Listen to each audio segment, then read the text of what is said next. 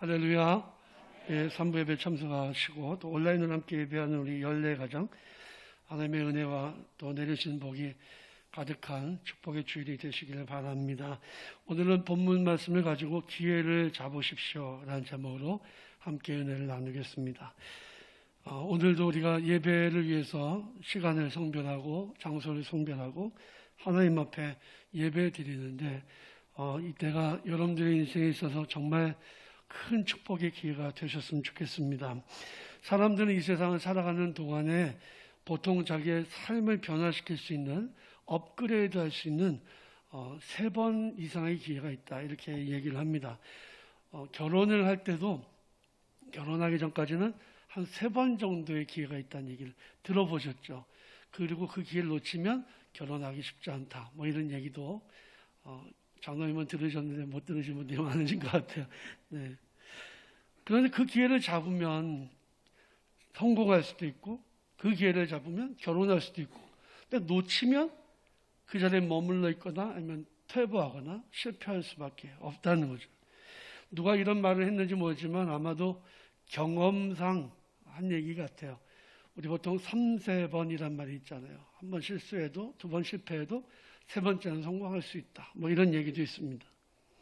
사실 기회는 어떤 사람들에게는 3번보다 훨씬 더 많이 주어지기도 하고요, 어떤 사람들에게는 3번보다 좀 적게 올 수도 있다고 생각됩니다.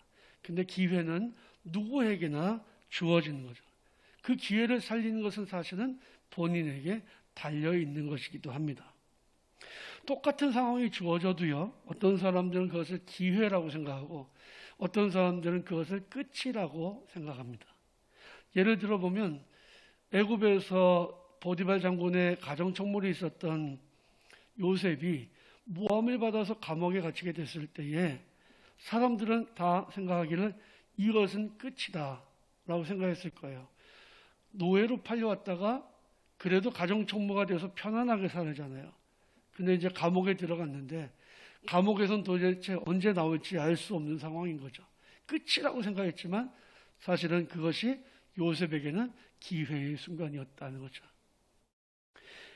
때로 기회는 고난이라는 가면을 쓰고 찾아옵니다.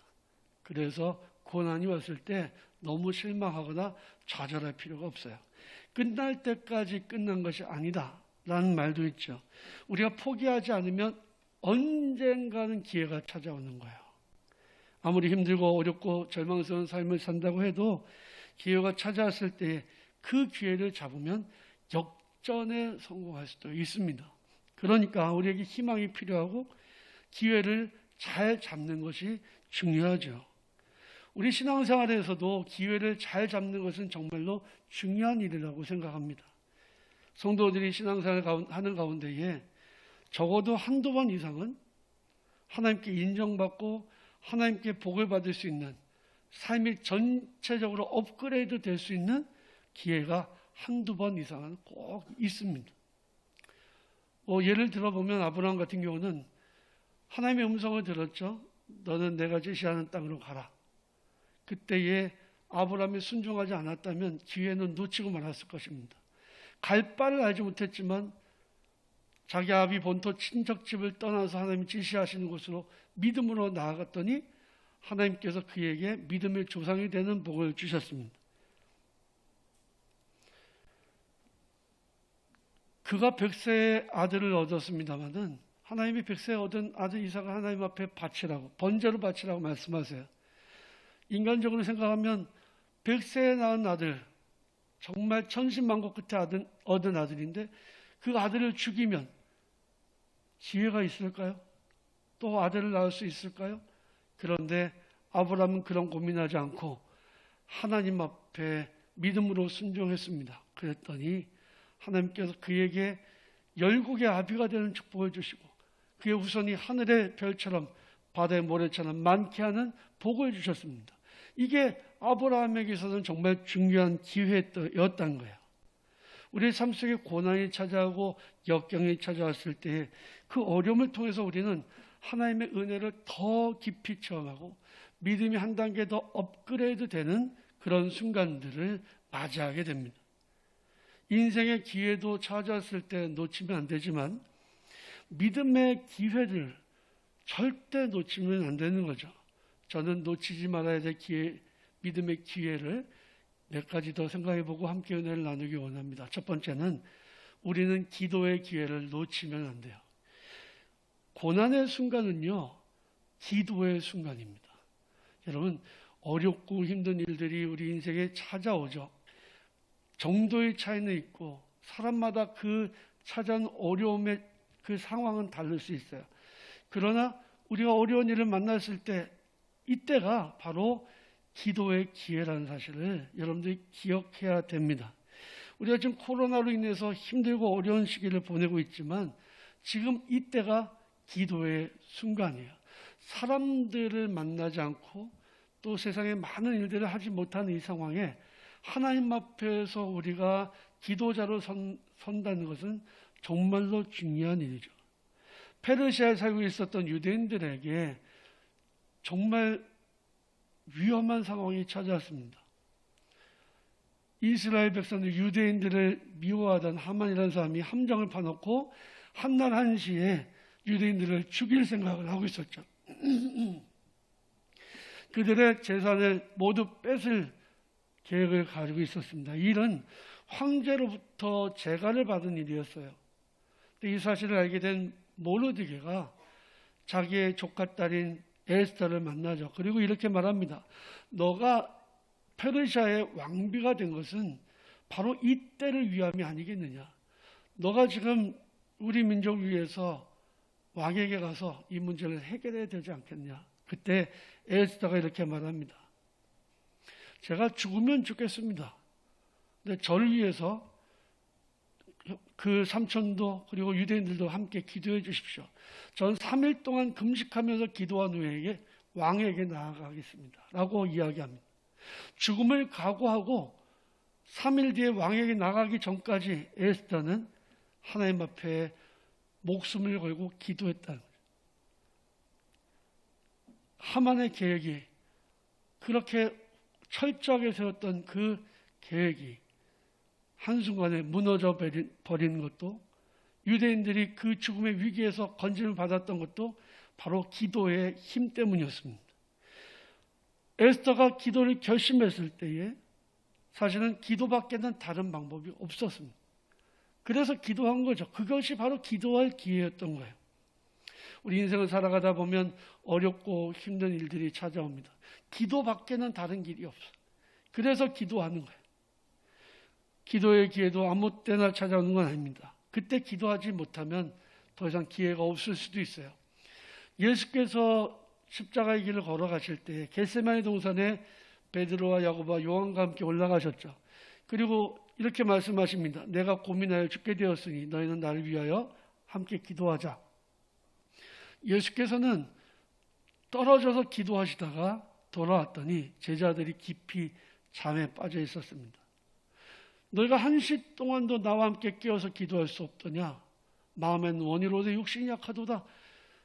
그러나 시험에 들지 않게 깨어 있어서 기도하라고 말씀하셨습니다. 제자들은 그래도 깊은 잠에 빠져서 기도하지 못했습니다.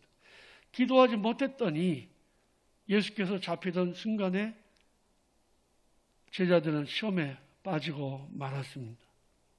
오늘 본 말씀에서 다윗은 이렇게 말씀합니다. 이로 말미암아 모든 경건한 자는 주를 만날 기회를 얻어서 주께 기도할지라. 진실로 홍수가 범람할지라도 그에게 미치지 못하리라. 기회를, 주께 기도할 기회를 얻어서 기도하라는 거죠.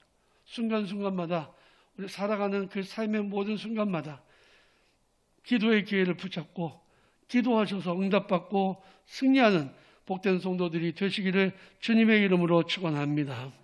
둘째로 성도들은 헌신의 기회를 잡아야 됩니다. 사실 다윗이 성전을 지을 마음의 결심만 했는데도 하나님이 기뻐하시고 복을 주셨잖아요. 헌신이라는 것은 정말로 하나님을 기쁘시게 해드리는 거거든요. 그런데 이 헌신의 기회가 아무 때나 오는 게 아닙니다. 성도들은 비록 세상에 살아가고 있지만 사람을 기쁘게 하는 게 아니라 하나님을 기쁘시게 해드려야 될 그런 그 의무가 있습니다. 그것이 성도들의 사명인 거죠. 세상은 점점 세속화되어 가고 믿음이 점점 약해져 가는 세상에 우리가 살고 있습니다. 그러나 그러면 그럴수록 우리는 하나님 나라를 위해서 더욱 헌신해야 됩니다. 하나님은 이렇게 헌신하는 자들을 찾으시기 때문입니다. 그런데 헌신의 기회도 아무 때나 오는 게 아니에요. 성경에 나오는 헌신의 모습 중에서 가장 아름답고 귀한 것은 아마도 막달라 마리아가 옥합을 깨트려서 향유를 예수님께 부어드렸던 그 사건이 아닐까 생각합니다. 예수께서는 복음이 전파되는 곳곳마다 이 여인의 헌신을 기억하게 될 거라고 그녀를 칭찬하셨습니다. 왜냐하면 그 여인은 예수님의 장례를 준비했기 때문이죠. 예수께서 그 베다니 마을 문둥이 시몬의 집에서 나오셔서 예루살렘으로 가셨고 그리고 십자가에 못 박혀서 돌아가셨습니다. 근데 예수께서 돌아가시고 난 다음에 안식일이 너무 빨리 와서 그래서 예수님을 제대로 향유를 발라드리고 장례를 못 치렀어요. 여제자들이 안식 후 첫날 무덤을 찾아갔던 이유도 장례를 마무리하기 위함이었습니다. 제자들이 이 여인이 옥합을 깨트리고 향유를 낭비한다고 야단쳤을 때 예수님께서는 이렇게 말씀하세요. 내버려 두어라. 이 여인이 정말 잘했다. 이 여인은 나의 장례를 예비한 것이다 라고 말씀하셨습니다. 막달라 마리아는 자기가 무슨 일을 하는지 몰랐을 거예요. 그냥 예수님께 받은 은혜가 너무 크니까 그 자기의 감사를 표현하기 위해서 자기에게 있는 가장 귀한 것을 옥합을 깨트려서 예수님께 부어드렸지만 무엇인가 깊은 감사를 주님 앞에 드리고 마음을 표현하고 싶어서 그렇게 했던 것이지만 사실은 그것은 자기도 모르는 사이에 예수님의 장례를 예비한 것이 되었다는 거죠. 사랑하는 성도 여러분, 우리가 정말 주님 앞에 헌신하고 싶어도 헌신할 수 있는 기회가 없어서 못할 때가 있어요. 헌신하고 싶어도 돈이 없어서 못할 때도 있고 헌신하고 싶어도 건강이 따르지 못해서 할 수 없을 때도 있습니다. 하나님이 나의 마음에 헌신의 마음을 주시면 그것은 주님의 뜻이라고 생각할 수 있어야 돼요. 예수께서 십자가에서 못 박혀 돌아가시고 난 이후에 십자가에서 시체를 내렸습니다. 그런데 예수님을 장사 지낼 무덤이 없었어요. 대부분 부자들은 굴을 파서 무덤을 썼고요. 가난한 사람들은 땅에다 묻었습니다. 예수님을 모실 무덤이 없을 때 그때에 아리마대 요셉이라는 사람이 나타나서 빌라도에게 예수님을 자기의 무덤에 모시겠다고 시체를 내어달라고 요청을 합니다. 아리마대 요셉은 숨어 있었던 제자였습니다. 그는 자기의 신분의 한계 때문에 드러내놓고 예수님을 따르지 못했어요. 하지만 결정적인 순간에 자기를 위해서 만들어 놨던 새 무덤, 예수님을 모셨습니다. 그 순간이 아니었으면 아리마대 요셉은 헌신할 기회를 놓치고 말았을 것입니다. 주님께 드린 그 무덤에서 예수님은 죽음을 이기시고 부활하셨습니다. 아마 하늘에서 아리마대 요셉의 상이 얼마나 컸을까요? 저는 말씀을 준비하면서 생각을 했습니다. 아리마대 요셉의 그 헌신이 그렇게 크게 부각되지는 않았지만 그러나 정말 귀한 헌신이었다는 거죠. 아리마대 요셉은 자기에게 찾아온 헌신의 기회를 놓치지 않았습니다. 헌신도 아무 때나 할 수 있는 게 아니에요. 돈이 있다고 할 수 있는 것도 아닙니다. 성도들은 적극적으로 헌신의 기회를 놓치지 말아야 됩니다. 세 번째로 전도의 기회를 놓치지 말아야 됩니다. 코로나 때문에 요즘에 전도가 잘 안 된다고 하지만 보면 요즘에도 전도가 되는 교회들이 많이 있어요. 가만히 보면 기회를 놓치지 않더라고요. 성도들이 자기에게 전도할 수 있는 기회가 왔을 때 놓치지 않더라고요. 이게 중요한 거죠. 아무 때나 전도의 기회가 있는 건 아닙니다. 내가 내일 전도하려고 생각했던 그 사람이 내일 그곳에 없을 수 있어요. 죽었을 수도 있고요. 이단에 빠졌을 수도 있고요. 코로나 때문에 격리될 수도 있습니다. 기회가 아예 없을 수도 있어요. 빌리그램 목사님의 그 예화가 있는데 빌리그램 목사님이 집회를 위해서 어느 먼 도시를 갔는데 비행기 타고 가서 너무 피곤하더라는 거예요. 호텔에 들어갔더니 자기를 이렇게 섬기는 호텔 리어가 있는데 얼굴이 너무 우울해 보였다 그래. 그 사람에게 복음을 전해야 되겠다라고 생각을 했는데 너무 피곤해서 내일로 미뤘습니다. 근데 자기를 그렇게 돌보고 간 그 호텔리어가 잠시 후에 올라가서 자기 방에서 자살했다는 소식을 들었다는 거예요. 그 이후로 빌리그레임 목사님은 복음을 전해야 되겠다 생각하면 바로 그 순간 전했다 그래요. 뒤로 미루지 않았다는 거예요. 복음을 전하는 것은 지금 바로 기회를 잡았을 때 하는 거예요. 사도행전에 보면 초대교회는 7명의 집사를 세웁니다. 그 중에서 우리가 잘 알고 있는 게 스데반 집사죠. 최초의 순교자입니다. 그리고 7명의 집사 중에 한 명이 빌립인데요.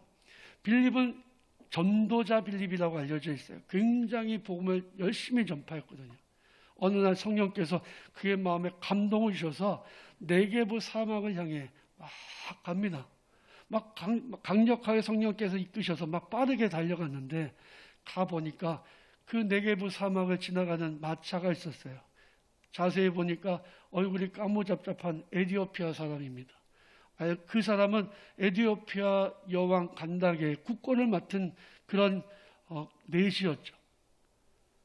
가까이 가서 보니까 그 사람이 두루마리 성경을 읽고 있는데 이사야서 53장의 말씀입니다. 이해가 되지 않는 거예요. 이게 도대체 누구를 말한 것인지 알 수가 없다는 거예요.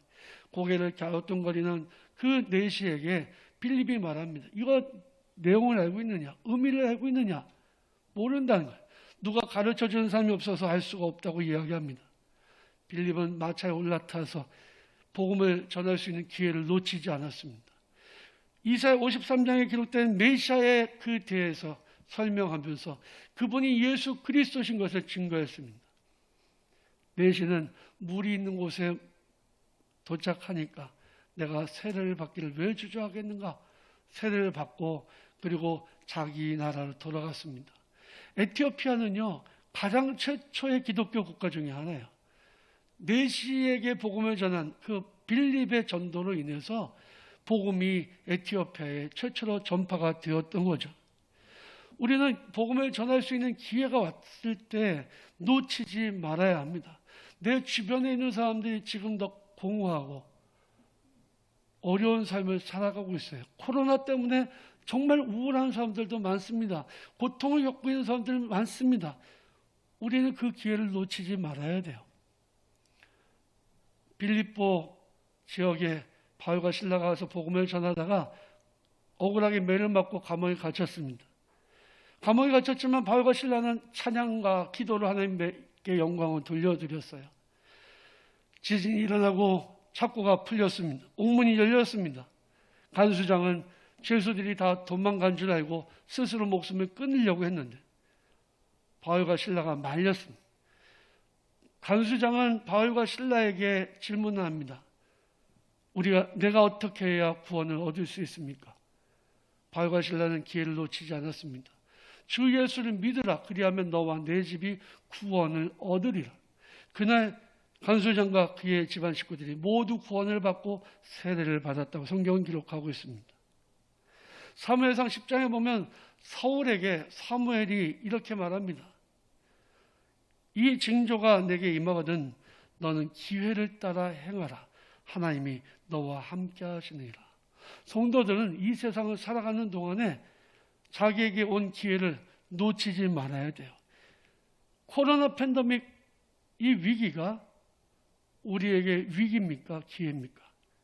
교회는 이 일로 인해서 그동안 겪어보지 못했던 어려움을 겪고 있습니다. 그러나 지금이 침체의 기회입니까?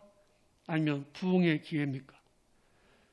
희망을 잃어버리고 기회를 놓쳐버리면 교회는 그저 추락할 수밖에 없을 거예요. 하지만 우리에게는 언제나 우리 편이 되어주시는 하나님이 계십니다. 그러기에 끝날 때까지 끝이 아니에요. 우리에게는 기회가 있다는 사실을 분명히 믿으시기 바랍니다. 저는 어느 때보다도 더 활짝 선교의 기회가 열렸다고 생각합니다. 우리가 기회를 잡으면 이 시대에 하나님이 우리를 통해서 큰 영광을 받게 되실 겁니다. 사랑하는 성도 여러분, 여러분들 삶 속에 일어나고 있는 크고 작은 고난과 어려움 때문에 희망을 잃지 마십시오. 기도하면서 인내하면서 분별하면서 기회를 붙잡으십시오. 기회를 붙잡고 기도하시고 그리고 지금 앞에 헌신하시고 복음을 전하는 복된 태원의 성도들이 다 되시기를 주님의 이름으로 축원합니다.